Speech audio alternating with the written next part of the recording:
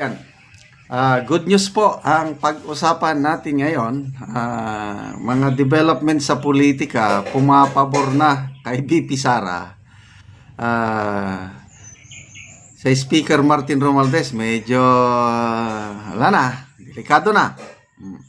Wala, yung pagsasalita ni Congressman Toby Chanco, malaking bagay yun. Tapos, meron ng mga move na lalabanan ni Congressman Toby Chanco. Pwede siyang maging speaker, kakandidato daw siya.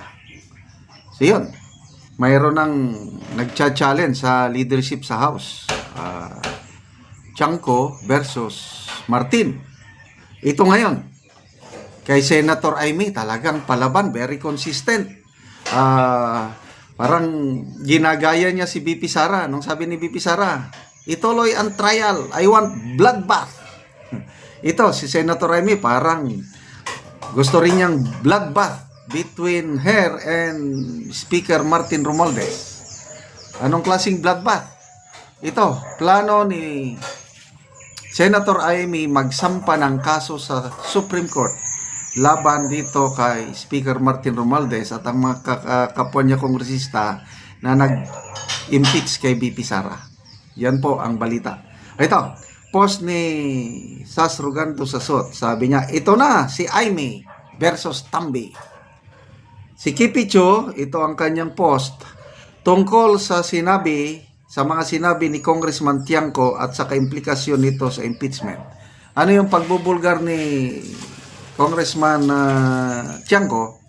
Na napilitan lang inapura ang impeachment para lang ma-release yung budget. Yun ang buod, yun ang duda ni Congressman Tiangco. Dahil sa pera para ma-release, kasi conditional yung release ng ayude. Nung pinirma yung impeachment, ayun, napilitan i-release. Ito ang response ni Senator Amy. Ito ang kanyang statement. Base sa mga sinabi ni Congressman Toby, palagay ko, panahon na para ibasura ang impeachment. Kasi, di ba, sabi niya nasuhulan o tinakot na maipit ang budget ng mga congressman kaya nagsipirmahan. Kung magwi-witness, meaning si Congressman Toby, kung magwi-witness, pwede ako magsampa ng kaso sa Supreme Court para matapos na yan. Senator Amy R. Marcos, May 17, 2025. Permado niya. Ang galing. So, isa lang hintayin niya, yung papayag si Congressman Toby Chanco na mag-witness. I don't know, in the form of affidavit. Ito, nakikita ko isa sa mga matitino na kongresista na pinagkakatiwalaan ni Pangulong Marcos Jr., itong si Congressman Toby Chanco. Ngayon ko lang siya nakilala. Noon pa, pag nagsasalita siya, disente, malumanay, walang halong yabang. Ano lang siya, nagsasalita, nagpapaliwanag. Sabi ko, parang naiba ito. After election, nung magpa-interview na siya sa ANC, iba't ibang media, at binulgar niya na kaya natalo ang alyansa dahil nga nagalvanize ang Mindanao and even Visayas, nagalvanize yung lalong nagalit. Nagkaisa ang taga Mindanao para botohan ang mga senador na pwedeng tutulong sa impeachment ni BP Sara, kaya natalo ang alyansa. Yun ang kanyang punto. Ayaw ni Congressman Tiangco sa impeachment kaya hindi siya pumirma.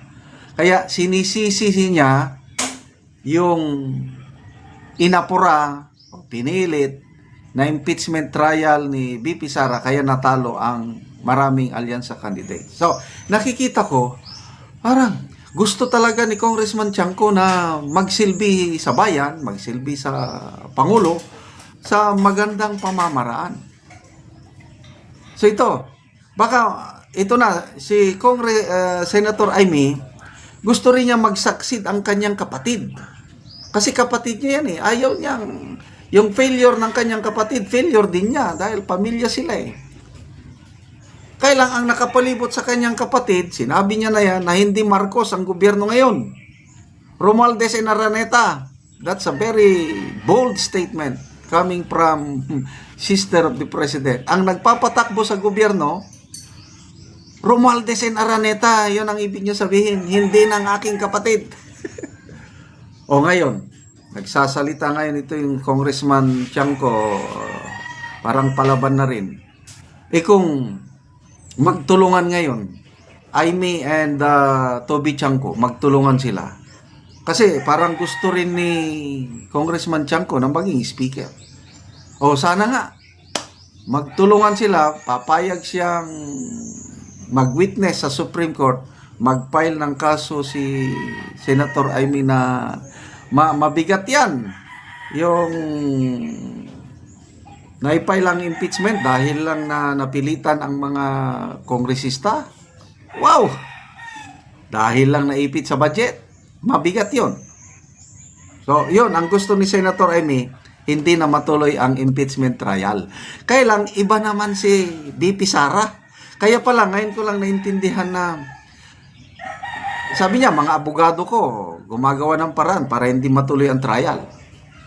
Ito, kakaibigan niya, si Senator Amy, siguro out of gratitude. Ayaw niya na yung kaibigan niyang VP mag-undergo pa ng trial, sampa na lang ng kaparin. Kailan kung si VP Sara, tuloy! Bloodbath! Gusto ko ng bloodbath. Bakit ganon si VP Sara? Kasi matapang.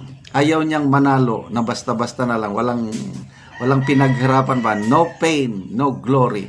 No guts, no glory. Gusto niya, sige, trial tayo. Tingnan natin anong mangyari. Gusto niyang pahiyain yung mga nag-impeach sa kanya. Di ba mas maganda kung matuloy? Ako, mas gusto kong matuloy ang trial.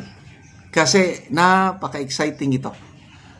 Makikita natin yung kilatisin natin yung mga prosecutors, ang mga defense lawyers ni VP Sara. Kaya lang, malala ko tuloy yung pahayag ni ex-senator, Senate President Drilon. Sabi niya, sa impeachment, it does not matter yung ebidensya. Hindi na tinitignan kasi hindi naman husgado talaga impeachment court. It's a numbers game.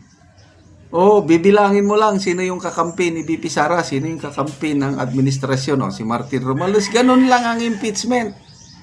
Ang bilang, wala na, klaro. Siyam. Sigurado na ang siyam na senador na mag-acquit kay VP Sara. Kaya tapos ng labanan. Kaya napakatapang ni VP Sara na ituloy ang trial. I want bloodbath. Handa na ba kayo sa bloodbath? Anyway, salamat kay Senator Amy sa consistency ninyo, Manang Amy. Tunay nga kayong Marcos. Sige, kung magtestigo si Congressman Toby Tiangco, sige, file kayo ng kaso sa Supreme Court.